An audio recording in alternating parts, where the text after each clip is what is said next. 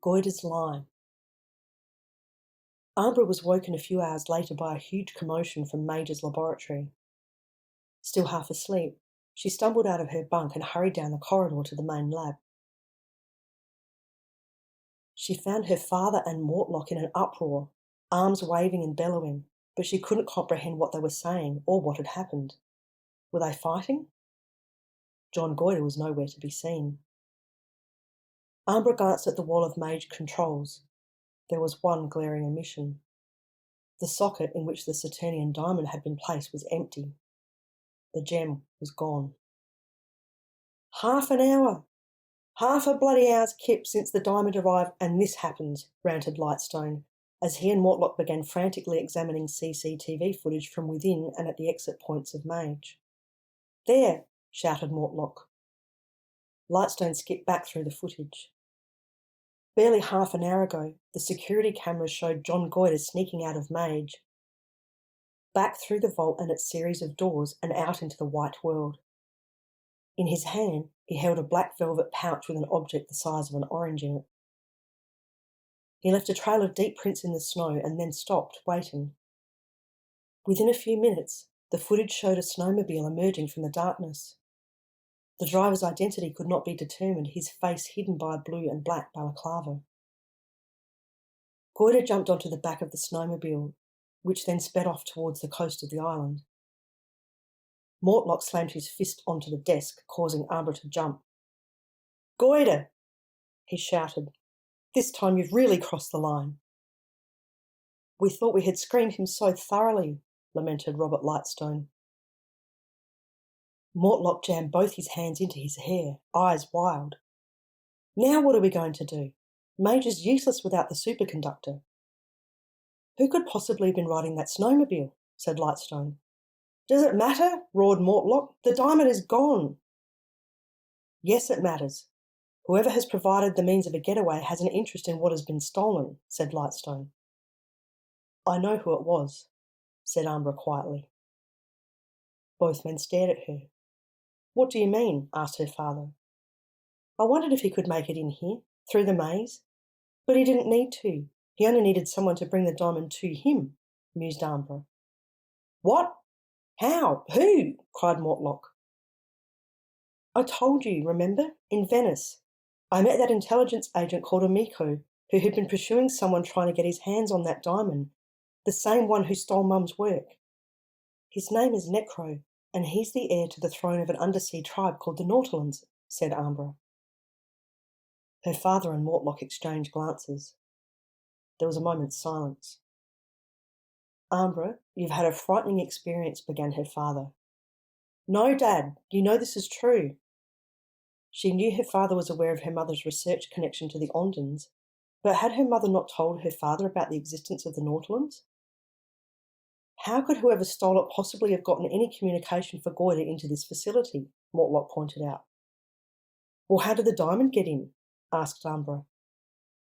"We have a miniature train system on tracks built into the heart of this mountain, the entrance of which is on the far side of the peak from the vault entrance.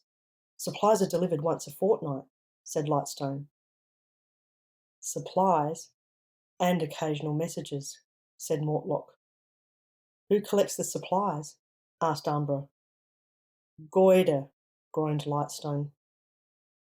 Without warning, MAGE began shaking and shuddering. "What's happening?" cried Mortlock. Objects fell off shelves. Glass shattered.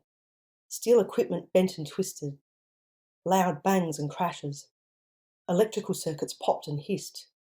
Everything went dark. The shaking continued. Ambra fell to the floor and groped her way under the desk she had been standing next to, where she could shelter until whatever this was stopped. Finally, dark stillness. "Dad?" called Ambra. No response. Seconds later, a generator kicked in, and though the lights of MAGE remained dark, there was enough low light for her to see the aftermath. Mortlock was lying on the floor in front of MAGE's controls, bleeding from a small cut to his head. "Professor Mortlock, she called loudly, attempting to rouse the scientist. He did not stir. Ambra checked his pulse and breathing. He was injured and out cold, but he seemed to be otherwise okay and lying on his side. Ambra rose and looked around the room. "Dad?" She saw her father, slumped against the far wall. Scampering over glass fragments, broken fixtures and upturned furniture, she made her way over to him. Like Mortlock, his breathing and pulse seemed fine, but there was a large bump on his forehead. She gently shook his shoulder and whispered to him. Robert Lightstone moaned, tried to move, and then lost consciousness again. Ambra gently slid him down the wall and into the recovery position. There was no one else around. No means of communicating to the outside world.